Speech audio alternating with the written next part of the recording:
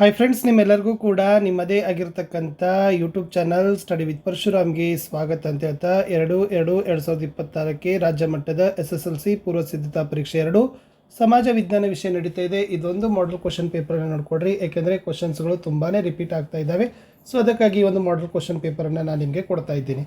So ಇದಕ್ಕಿಂತ ಮುಂಚೆ ನಾನು 50 ಅಂಕಗಳ ಪಾಸಿಂಗ್ ಪ್ಯಾಕೇಜ್ ಹಾಕ್ತೀನಿ. ಸೊ ಟೋಟಲ್ 80 ಔಟ್ ಆಫ್ 80 ಆಗಿರ್ತಕ್ಕಂಥ LBA ಫುಲ್ ರಿವಿಷನ್ ವಿಡಿಯೋಗಳು ಬರ್ತಾ ಇದ್ದಾವೆ. ಸೊ ಇಂದು ನಾಳೆ ಖಂಡಿತವಾಗಿ ನೋಡಿ. ಮತ್ತು ಇಂದು ರಾತ್ರಿ 9, ನಾಳೆ ರಾತ್ರಿ 9 ಗಂಟೆಗೆ ಲೈವ್ ಕ್ಲಾಸ್ ಇರ್ತದೆ. ಸೊ ನಮ್ಮ ಚಾನಲ್ನಲ್ಲಿ ತಾವೆಲ್ಲರೂ ಕೂಡ ಬಂದು ಸೋಷಿಯಲ್ ಸೈನ್ಸ್ನ ಎಲ್ಲ ಒಂದು ಕವರ್ಗಳನ್ನು ಪಾಯಿಂಟ್ಗಳನ್ನು ನೋಡ್ಕೊಳ್ಬೋದು. ಸೊ ವಿಡಿಯೋನ ಲೈಕ್, ಶೇರ್ ಮತ್ತು ಸಬ್ಸ್ಕ್ರೈಬ್ ಮಾಡೋದನ್ನು ಮಾತ್ರ ಮರೆಯದಿರಿ ಅಂತ ಹೇಳ್ತಾ ಸೊ ಸ್ಟಾರ್ಟ್ ಮಾಡುವ ಈ ಒಂದು ವಿಡಿಯೋ. ಇದೇ ಥರದ ಪ್ರಿಪ್ರೇಟರಿ 3 ಮತ್ತು ಆ್ಯನ್ಯುವಲ್ ಎಕ್ಸಾಮ್ಗೂ ಕೂಡ ವಿಡಿಯೋಗಳು ಬರ್ತವೆ, ಖಂಡಿತವಾಗಿ ಅವುಗಳನ್ನು ನೋಡಿ. ಪ್ರಶ್ನೆ 1, ಹದಿನಾಡು ಎಂಬ ಪಾಳೆಪಟ್ಟಿನ ಮಹಾರಾಣಿ ತನ್ನ ಮಗಳನ್ನು ಯದುರಾಯನಿಗೆ ಕೊಟ್ಟು ಮದುವೆ ಮಾಡಿದಳು ಏಕೆ ಅಂತ ಕೇಳಿದರು. ಸೊ ದ ಆನ್ಸರ್ ಈಸ್ ಯದುರಾಯನು ಮಾರನಾಯಕನನ್ನು ಕೊಂದು ಮಹಾರಾಣಿಗೆ ಸಹಾಯ ಮಾಡಿದ ಕಾರಣ.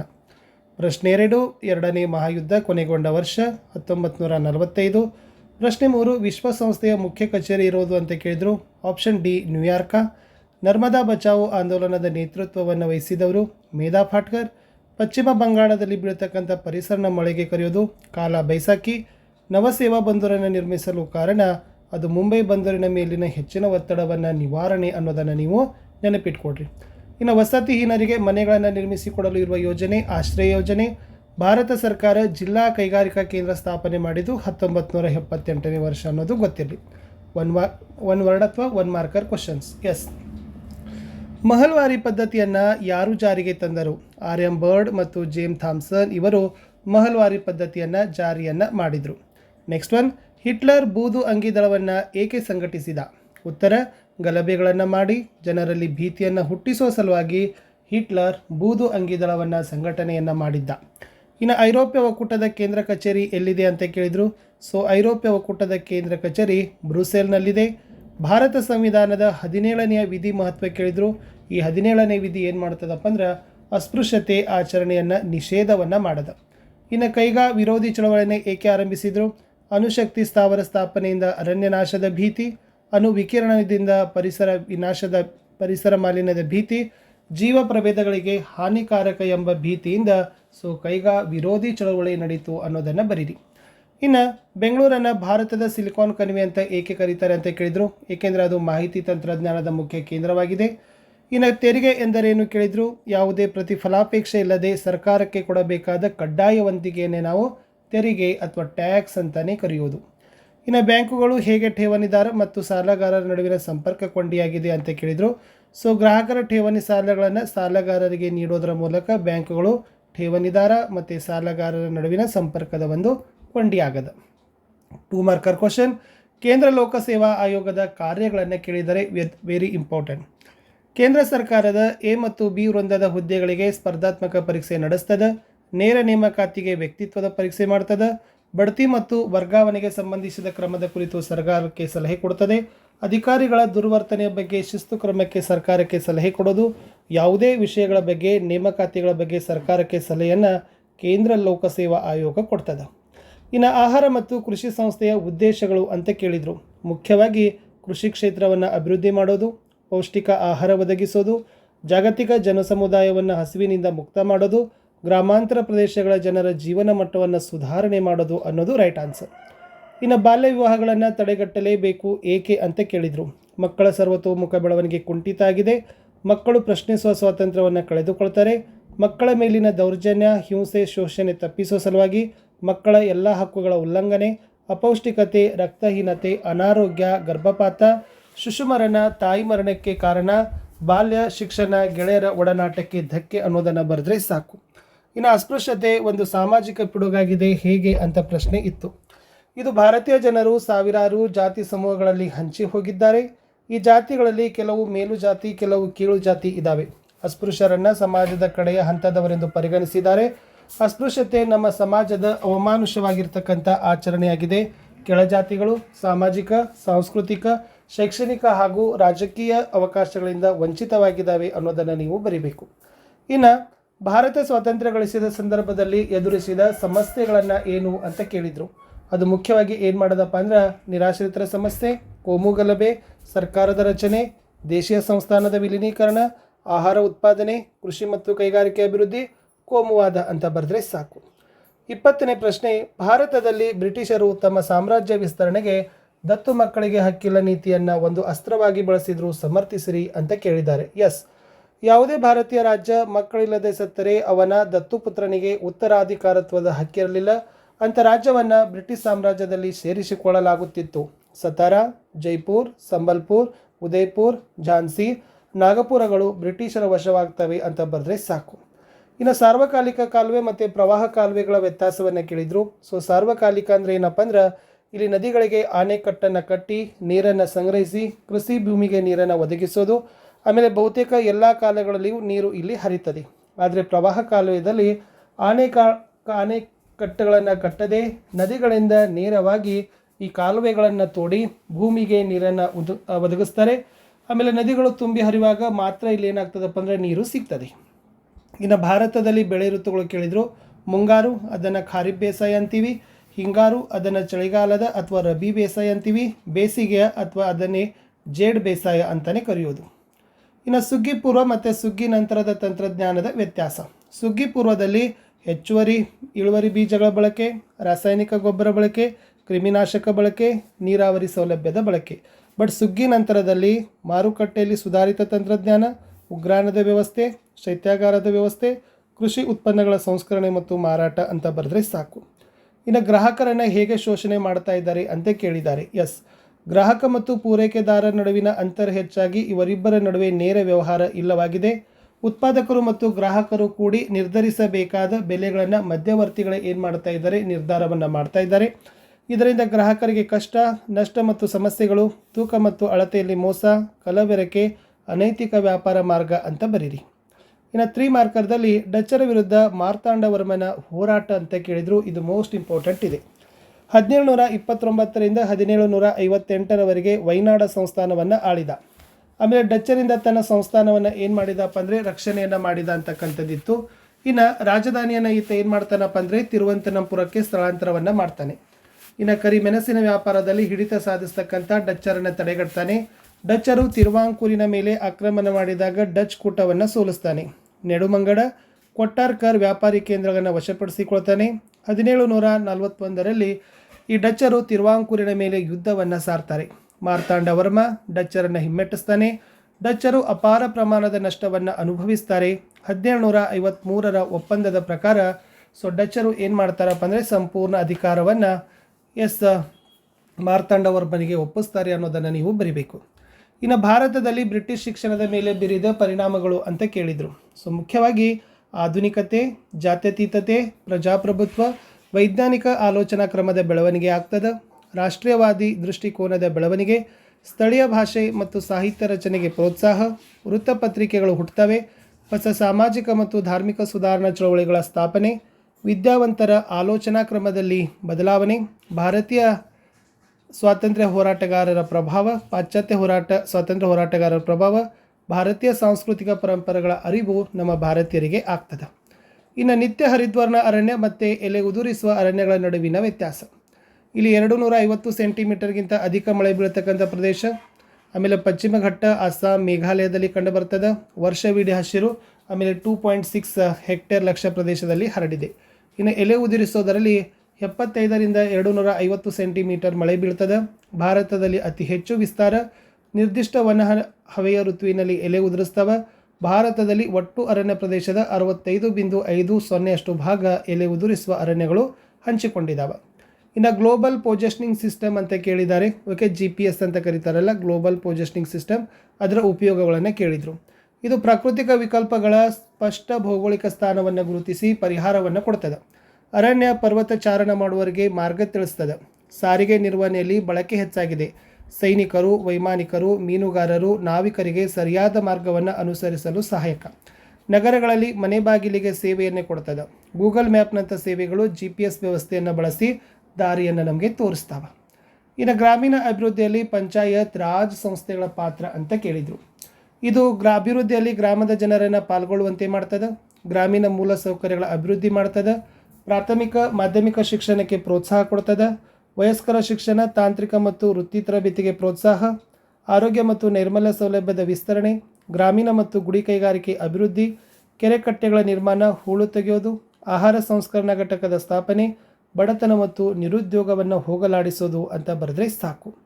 ಇನ್ನು ಸಾರ್ವಜನಿಕ ಹಣಕಾಸಿನ ಮಹತ್ವ ಕೇಳಿದ್ದಾರೆ. ಸೊ 3 ಮಾರ್ಕ್ಸ್ ಅಂದರೆ 6 ಪಾಯಿಂಟ್ಸ್ ಬರೀರಿ.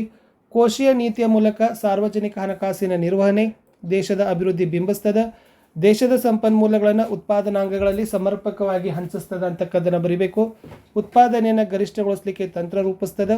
ಆದಾಯದ ಸಮಾನ ಹಂಚಿಕೆ ದೇಶದಲ್ಲಿ ಶಾಂತಿಯನ್ನು ತರ್ತದೆ. ಪ್ರಜೆಗಳ ಕಲ್ಯಾಣ, ದೇಶದ ಆರ್ಥಿಕ ಅಭಿವೃದ್ಧಿ, ಬಂಡವಾಳ ಹೂಡಿಕೆ ಹೆಚ್ಚಳ, ಆರ್ಥಿಕ ಸ್ಥಿರತೆ ಅಂತಕ್ಕಂಥ ಪಾಯಿಂಟ್ಸ್ಗಳನ್ನು ಬರೆದ್ರೆ ಸಾಕು. ಇನ್ನು ಬ್ಯಾಂಕ್ ಖಾತೆ ತೆರೆಯುವುದರಿಂದ ಆಗೋ ಅನುಕೂಲಗಳು ಅಂತಕ್ಕಂಥ ಇಂಪಾರ್ಟೆಂಟ್ ಪ್ರಶ್ನೆ. ಸಾರ್ವಜನಿಕರ ಠೇವಣಿಯ ಅಂಗೀಕಾರ, ಸಾಲ ಕೊಡೋದು, ಹಣದ ವರ್ಗಾವಣೆ, ಭದ್ರತಾ ಕಪಾಟು ಬಾಡಿಗೆ ಕೊಡ್ತದೆ, ಖರ್ಚು ಕಾರ್ಡು ಮತ್ತು ಜಮಾ ಕಾರ್ಡು ಕೊಡೋದು, ಹಣದ ವಹಿವಾಟು, ಹಣದ ಭದ್ರತೆ, ಸಹಿಗೆ ಜವಾಬ್ದಾರಿ, ಸಾಲಪತ್ರ, ಸರ್ಕಾರದ ಹಣಕಾಸಿನ ವ್ಯವಹಾರ, ಖಾಸಗಿ ಸಾಲ ಮತ್ತು ಜಮಾ ಕಾರ್ಡ್ ಅಂತ ಬರೆದ್ರೆ ಸಾಕು. ಇನ್ನು ಉದ್ಯಮಿಗಳ ಕಾರ್ಯಗಳನ್ನು ಕೇಳಿದರೆ ಇದು ಮೋಸ್ಟ್ ಇಂಪಾರ್ಟೆಂಟ್ ಇದೆ. ವ್ಯಾಪಾರ ಚಟುವಟಿಕೆಗಳನ್ನು ಅನೇಕ ಯೋಜನೆಗಳ ಮೂಲಕ ಪ್ರಾರಂಭ, ಉತ್ಪಾದನಾಂಗಗಳನ್ನು ಸಂಯೋಜನೆಯನ್ನು ಮಾಡೋದು, ಉತ್ಪಾದಿಸುವ ವಸ್ತುಗಳ ಮೇಲೆ ನಿರ್ಧಾರವನ್ನು ಕೈಗೊಳ್ಳೋದು, ತಾಂತ್ರಿಕತೆ, ಮಾರುಕಟ್ಟೆ, ಉದ್ಯೋಗಗಳ ಬಗ್ಗೆ ನಿರ್ಧಾರ ಮಾಡೋದು, ಇನ್ನು ಎಲ್ಲ ಅಂಶಗಳ ಸಂಯೋಜನೆ, ಹೊಸ ಹೊಸ ವಿಧಾನಗಳನ್ನು ರೂಢಿಗೆ ತರೋದು, ಹೊಸ ಉದ್ಯಮದ ಆಯವ್ಯಯವನ್ನು ನಿಭಾಯಿಸೋದು, ಕಷ್ಟ ನಷ್ಟ ಅನಿಶ್ಚಿತತೆಯನ್ನು ಎದುರಿಸ್ತಾನೆ, ವ್ಯಾಪಾರದ ಮಾರ್ಗ ತಿಳಿಸ್ತಾನೆ, ಅದು ಕಾರ್ಯಗತಗೊಳ್ಳಲು ಮಾರ್ಗದರ್ಶನವನ್ನು ನೀಡೋದು ಸಹಿತ ಉದ್ಯಮಿಯ ಕೆಲಸನೇ ಆಗಿದೆ. ಸಾಮಾಜಿಕ ಸುಧಾರಣೆಯಲ್ಲಿ ರಾಜಾರಾಮ್ ಮೋಹನ್ ರಾಯ್ ಅವರ ಕೊಡುಗೆಗಳನ್ನು ಕೇಳಿದ್ದಾರೆ. ಎಸ್, ಇವರು ಬ್ರಹ್ಮ ಸಮಾಜವನ್ನು ಸ್ಥಾಪಿಸ್ತಾರೆ. ಭಾರತೀಯ ಸಮಾಜದ ನವೋದಯದ ಜನಕ ಅಂತ ಕರೀತಾರೆ. Sanskrit, Arabic, English, French, Greek, Latin ಭಾಷೆಯಲ್ಲಿ ಪಾಂಡಿತ್ಯವನ್ನು ಹೊಂದಿದ್ರು. ಹಿಂದೂ, ಮುಸ್ಲಿಂ, ಕ್ರೈಸ್ತ, ಬೌದ್ಧ ಧರ್ಮಗಳನ್ನು ಅಧ್ಯಯನ ಮಾಡ್ತಾರೆ. ಬಹುದೇವತಾರಾಧನೆಯನ್ನು ಖಂಡನೆ, ಆಧುನಿಕ ವಿಜ್ಞಾನ ಮತ್ತು ಇಂಗ್ಲಿಷ್ ಶಿಕ್ಷಣಕ್ಕೆ ಅವಶ್ಯ, ಸ್ತ್ರೀ ಶೋಷಣೆ ವಿರೋಧ, ಸತಿ ಪದ್ಧತಿ ವಿರುದ್ಧ ಹೋರಾಟ, ಸತಿ ಸಹಗಮನ ವಿರುದ್ಧದ ಕಾಯ್ದೆಗೆ ಬೆಂಬಲ, ಸಂವಾದ ಕೌಮುದಿ ಪತ್ರಿಕೆ ಆರಂಭ, ಜನರಲ್ಲಿ ವೈಚಾರಿಕತೆಯನ್ನು ಬೆಳೆಸ್ತಾರೆ ಅಂತ ಬರೆದ್ರೆ ಸಾಕು. ಇನ್ನು ಪ್ರಥಮ ಸ್ವಾತಂತ್ರ್ಯ ಸಂಗ್ರಾಮದ ಆರ್ಥಿಕ ಕಾರಣಗಳು ಅಂತ ಕೇಳಿದರು. ಸೊ ಇದಕ್ಕೆ ಮುಖ್ಯವಾಗಿರ್ತಕ್ಕಂಥ ಆರ್ಥಿಕ ಕಾರಣಗಳನ್ನು ಕೇಳಿದ್ದಾರೆ. ಸೊ ಆರ್ಥಿಕ ಕಾರಣಗಳನ್ನು ನೀವೇನು ಮಾಡಬೇಕಾಗಿತ್ತಪ್ಪ ಅಂತಂದರೆ ಬರಿಬೇಕಿತ್ತು. ಸೊ ಫಸ್ಟ್ ಏನಪ್ಪ ಅಂದರೆ ಇಂಗ್ಲೆಂಡಿನಲ್ಲಿ ಆಗಿರ್ತಕ್ಕಂಥ ಕೈಗಾರಿಕಾ ಕ್ರಾಂತಿ, ಬಟ್ಟೆ ಮತ್ತು ಉಣ್ಣೆ ಕೈಗಾರಿಕೆಗಳು ಕ್ಷೀಣಿಸ್ತಾವ. ನೆಕ್ಸ್ಟ್ ಭಾರತದ ಕರಕುಶಲಗಾರರು ನಿರುದ್ಯೋಗರಾಗ್ತಾರೆ. ಗೃಹ ಕೈಗಾರಿಕೆ ನಷ್ಟ, ಭಾರತದ ವಸ್ತುಗಳ ಮೇಲೆ ದುಬಾರಿ ಸುಂಕ, ಜಮೀನ್ದಾರರು ಕೃಷಿಕರನ್ನು ಶೋಷಿಸ್ತಾರೆ, ಕಂದಾಯ ವಸೂಲಿ ಮಾಡತಕ್ಕಂಥ ತಾಲೂಕುದಾರರ ಹಕ್ಕುಗಳನ್ನು ಹಿಂದಕ್ಕೆ ಪಡಿತಾರೆ, ಕೃಷಿಕರು ತೀವ್ರ ಅವಮಾನ ಮತ್ತು ಆರ್ಥಿಕ ಸಂಕಷ್ಟ ಅನುಭವಿಸ್ತಾರೆ, ಇನಾಮ್ ಆಯೋಗದ ಮೂಲಕ ಇನಾಮ್ ಭೂಮಿಯನ್ನು ಹಿಂದಕ್ಕೆ ಪಡಿತಾರೆ ಅಂತ ಬರೆದ್ರೆ ಸಾಕು.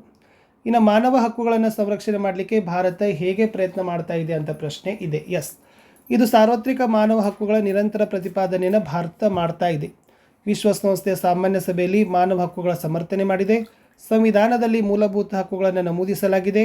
ವಿಶ್ವಸಂಸ್ಥೆ ಮತ್ತು ಇತರ ಜಾಗತಿಕ ವೇದಿಕೆಗಳ ಮೂಲಕ ಹಕ್ಕುಗಳ ಸಂರಕ್ಷಣೆಗೆ ಪ್ರಯತ್ನವನ್ನು ಭಾರತ ಮಾಡ್ತಾ ಇದೆ.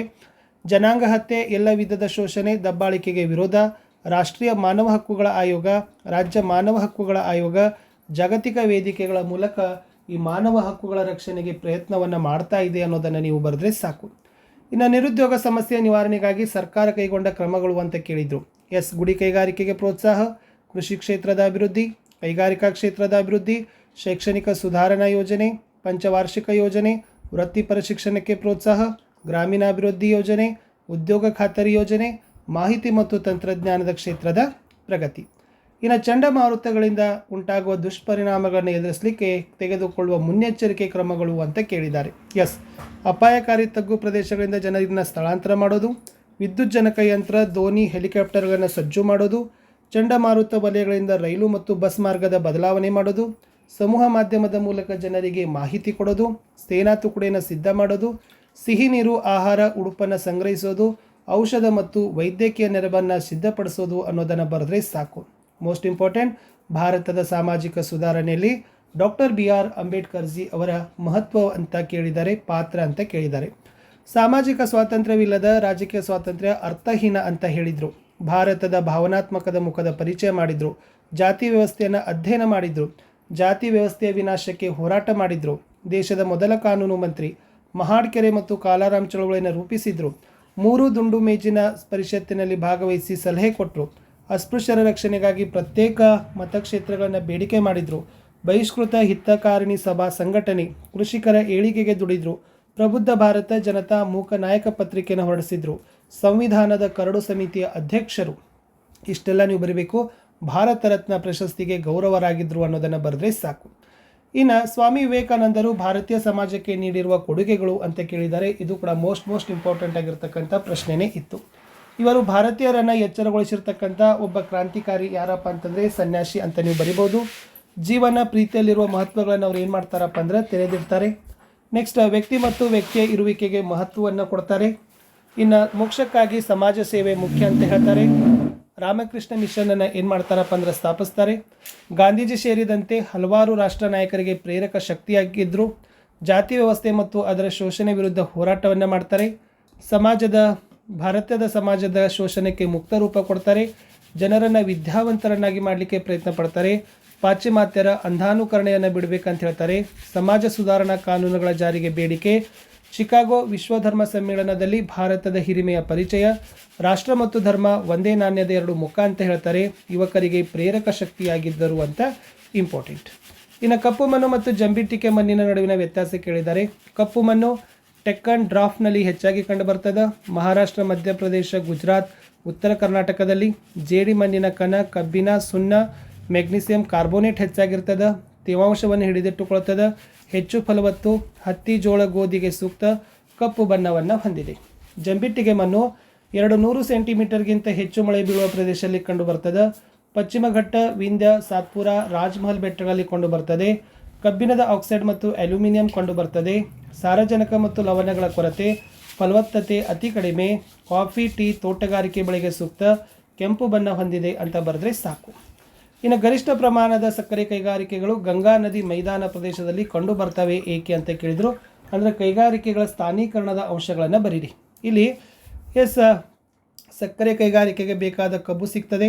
ಶಕ್ತಿ ಸಂಪನ್ಮೂಲ, ಸೂಕ್ತ ವಾಯುಗುಣ, ನೀರಿನ ಲಭ್ಯತೆ, ಮಾರುಕಟ್ಟೆ, ಸಂಚಾರ ಸೌಲಭ್ಯ, ಕಾರ್ಮಿಕರ ಪೂರೈಕೆ, ಬಂದರು ಲಭ್ಯತೆ, ಕಡಿಮೆ ದರದ ಭೂಮಿ, ತಾಂತ್ರಿಕತೆ ಅಂತ ಬರೆದ್ರೆ ಸಾಕು. ಇನ್ನು ಬ್ರಿಟಿಷರ ವಿರುದ್ಧ ದೋಂಡಿಯಾ ವಾಗ್ನ ಬಂಡಾಯ ಅಂತ ಕೇಳಿದರು. ಈತ ಶೌರ್ಯ ಪರಾಕ್ರಮಗಳಿಂದ ವಾಗ್ ಅಂತಲೇ ಜನಪ್ರಿಯ ಆಗಿದ್ದ. ವಾಗ್ ಎಂದರೆ ಮರಾಠಿ ಭಾಷೆಯಲ್ಲಿ ಹುಲಿ ಎಂದರ್ಥ. ಖಾಸಗಿ ಸೈನ್ಯ ಸಜ್ಜು ಮಾಡಿದ. ಶಿವಮೊಗ್ಗ, ಬಿದನೂರು ಕೋಟೆ ವಶಪಡಿಸಿಕೊಂಡ. ಚಿತ್ರದುರ್ಗ ಕೋಟೆ ಪಡೆಯಲು ಪ್ರಯತ್ನ. ಹೊನ್ನಾಳಿ, ಹರಿಹರಗಳ ಮೇಲೆ ಆಕ್ರಮಣ ಮಾಡ್ತಾರೆ. ಗುತ್ತಿಯ ಕಡೆ ಪಲಾಯನ. ಅತೃಪ್ತ ಪಾಳೆಗಾರರ ಬೆಂಬಲ. ಮಾಹೆಯಲ್ಲಿದ್ದ ಫ್ರೆಂಚರ ಸಹಾಯ ಪಡಿತಾನೆ. ಶಿಕಾರಿಪುರ ಕೋಟೆ ಮತ್ತೆ ಕೈವಶ. ಬ್ರಿಟಿಷರಿಗೆ ತಲೆನೋವಾದ ದೋಂಡಿಯಾ ವಾಗನ ಅಂತ್ಯ ಹಾಡಲು ವೆಲ್ಲೆಸ್ಲಿ ನಿರ್ಧಾರ ಮಾಡ್ತಾನೆ. ಯಾಪಲ್ ಪೆರವಿಯಲ್ಲಿ ಬಂಧನ. ಫೋನ್ಗಲ್ನಲ್ಲಿ ಹತ್ಯೆ ಅನ್ನೋದನ್ನು ಬರೆದ್ರೆ ಸಾಕು. ಇನ್ನು ಭ್ರಷ್ಟಾಚಾರಕ್ಕೆ ಕಾರಣಗಳು.